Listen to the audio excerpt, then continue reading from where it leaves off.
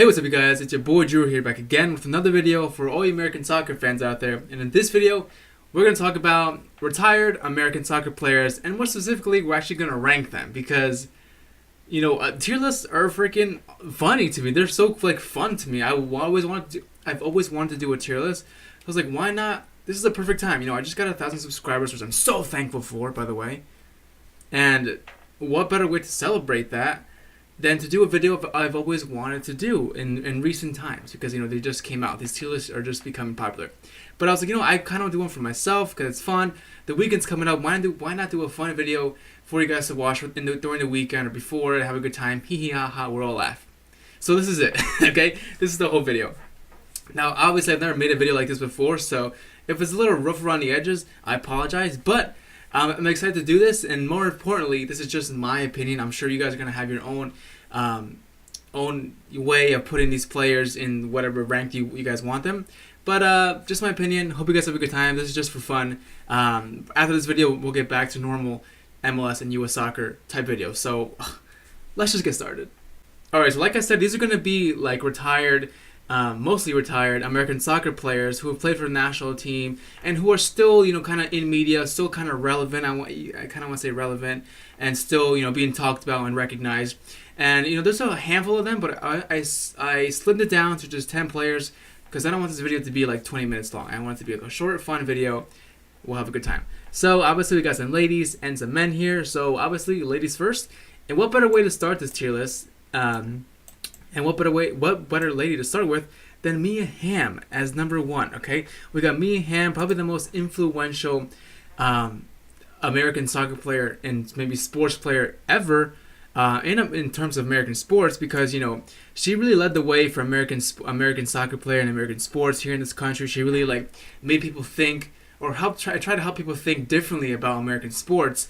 Women's sports, and that's really good for her. You know, winning 1 Gold Cup, 2 Olympic gold medals, being the second highest goal scorer for the U.S. national team with 156 goals in her closet tally, whatever. So with all that stuff, you know, taken into account, all the how influential she was in America, obviously we got to put her up here to S rank, because that's just where she belongs. She's an S rank U.S. soccer player. Next up, coming up behind Mia Hamm, we've got Abby Wambach. And Abby Wambach was a hell of a player, hell of a striker for the U.S. women's national team. You know, I always thought of her as like the next generation's Mia Hamm. I mean, I'm sure they kind of played during the same time, and there was a little overlap there, I believe. But for the most part, I think there was just like a new era basically, and Abby Wambach was leading the line of that new era, taking the helm from Mia Hamm. You know, she did surpass Mia Hamm as the number 1 U.S. women's national team goal scorer with 184 goals. That's like almost 30 more than Mia Hamm did. You know, Abby Wambach was definitely a household name in terms of the U.S. women's sports and actually U.S. women's soccer team as well.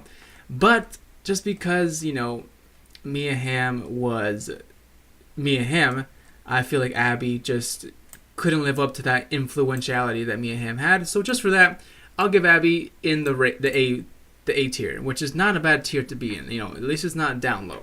You're good, Abby. Don't worry. All right. To finish up with the ladies here, we've got Hope Solo. And I know what you guys are thinking. Drew, Hope Solo's not retired yet. She's just suspended. She can't play right now. Yeah, I know. But she's acting like she's retired. You know, she ran for U.S. soccer president. Now think of this. What if she actually won that race and became U.S. soccer president? First of all, wow. Second of all, she wouldn't be able to play anymore, so like she's acting like she's retired, and maybe that's just like a backup plan to like get her name out there again because she's in trouble and she's a lot of bad publicity. But whatever, you know, talking about her career life, you know, she did win, and what does it say here? She did win a World Cup and 2 Olympic gold medals with the national team. But like I said before, all the drama outside of soccer, outside of like, you know, that bad publicity for American soccer angered me, and I just wasn't feeling it. And I was like, come on, you know, we don't need that drama here in American soccer. And I'm glad that she isn't being called up for the national team even after her suspension's over, or whenever she can play again. I hope she really, you know, she does it. I got a lot of respect for her, but I lost a lot of respect for her as well when all that drama stuff was going down. I'm not gonna get into it, but to make myself feel better, let's go to E tier for Hope Solo. All right, up next we got my man, my favorite American soccer player, at least one of my favorite ever American soccer players. That's Clint, my boy Dempsey. Clint Dempsey, really fun guy, really cool dude, great charisma, very successful with his MLS teams and the national team. Winning one MLS Cup, one Supporter Shield, and one U.S. Open Cup, 3 Gold Cups with the national team, being tied for the leading goal scorer of the national team with 57 goals, tied with Landon Donovan. But in terms of whatever tier I'd put him in, I think I would go and put him in an A tier, because even though he was very influential, very recognized name and face for the U.S. soccer, I think there was someone above him who really kind of took more of the limelight, and it's unfortunate that Clint Dempsey had to hide in the shadow of this dude. But it's okay. Moving on. All right, up next we got Brad Friedel. Brad Friedel, the only player on this list to not have won anything for the national team or for an American soccer team. So that sucks. That's going to tank his career a little. That's going to tank his tier a little bit. And also, being recently fired as a New England Revolution manager recently. So that's actually obviously another bad whammy on him. But after he did retire from playing soccer, his first ever coaching career was as an assistant to the under-20 U.S. men's national team roster, and he did win the U20s Gold Cup, which is actually very, very good. Even though he was an assistant, he did play a part of that, so he was mixed in with all that, helping bring our youth back, helping implement more youth in U.S. soccer, so that's good for him. Also, I believe the only player on this list to have won 2 League Cups outside of America. He won the Turkish Cup with Galatasaray, and he won the League Cup with Blackburn Rovers in England. So that's great. Even though he didn't win anything here, he won 2 major trophies elsewhere. But since this is an American soccer tier list, not winning anything American brings us down to C, Brad. Sorry, brother. All right, up next we got Stuart Holden. Now, many of you might remember Stuart Holden as always a guy who was always injured, because he was injured a lot, and that actually was a sad part of his career. He had to end his career at an early age, because he had so many consistent, reoccurring injuries, especially in his knees, I believe, or his legs, that he just really couldn't keep up with it, and he really just couldn't play anymore. So he had to retire, unfortunately. But before he did retire, he did win 2 MLS Cups with Houston Dynamo, and a Gold Cup with the U.S. men's national team, which is great. But even what impresses me more is after his career, I kind of was fearing that he'd fall into that trap where, you retire from injury and then you get out of shape, you gain a bunch of weight, you're MIA, you're on those TV shows. What happened to him? Where is he now? But he didn't. You know where he is now. He's commentating. I really do like his commentating when he calls games with Ian Dark, when he calls the U.S. men's national team games. I know some people give him stick for that, but I really am a pretty big fan of his commentating. I think he's doing well for himself after retirement. And what's also really cool is he's like a little entrepreneur there. He owns half of the La Liga team, Mallorca. Obviously, they're in the second tier of Spanish soccer, but he's still doing stuff for himself, which is really good. I really have a lot of respect for Stuart Holden. So good for you, pal. Just for that, I'll give you a B tier. Now up next we got Eric Wynalda. Now you might recognize him from when he was running for U.S. soccer president alongside Hope Solo, but you also might remember him from his playing career, which actually he was the first American-born player to play for a German club in the Bundesliga. So good for him. And he was also, get this, ready? The first player to score the first ever goal in MLS. So MLS had its inaugural season. Eric Wynalda was the first person to score a goal in that inaugural season when he played for the San Jose Clash, who are now the San Jose Earthquakes. So that's really good. I would love to carry something around with me like that. Yeah, MLS is really big now. It's getting even bigger, but I scored the first ever goal. I was the first one. I did it before. It was cool. Even after that, after retirement, he did do some commentating, did do some, pundit work on, Fox Soccer and stuff, calling a lot of games, previewing a lot of games, which I did kind of like. I think he was really smart at reading the game and stuff. And now he does manage Las Vegas City Lights, I believe it's called, in the lower division of U.S. Soccer, which is good. He's really getting himself out there. So just for that, all that passion for American soccer that he's got, put him in the B tier next to Stuart Holden. Up next we got Brian McBride. Now Brian McBride is a player who used to have the #1 spot for being the leading goal scorer for U.S. men's national team, but of course he was dethroned by Eric Wynalda, who had 34 goals, and Brian McBride's got 30 goals. And then also both of those two players got pushed down a lot because when Josie Altidore came on the scene, Wynalda Donovan and Clint Dempsey scored a bunch of goals, like 50 goals, except Josie Altidore because he's Josie Altidore.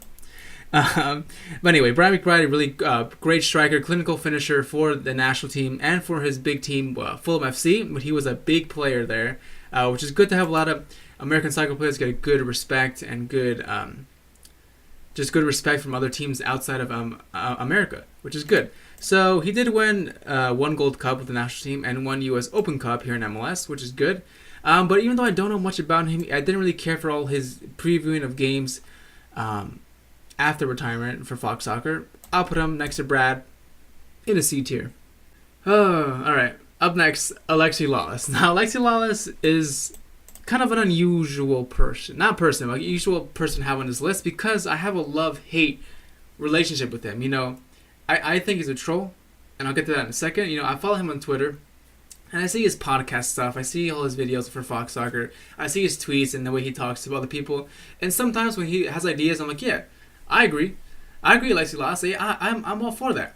But then sometimes I'm like, dude, what the hell are you talking? Why are you talking all that nonsense? Why are you being a dick? Like, something, I think he's just a troll. Like, he likes to have people ask him questions, like stupid questions about maybe like a promotion relegation, for example, and he'll come out them and ask them stupid questions back and just like be douchey about it. So I'm like, dude, what are you doing?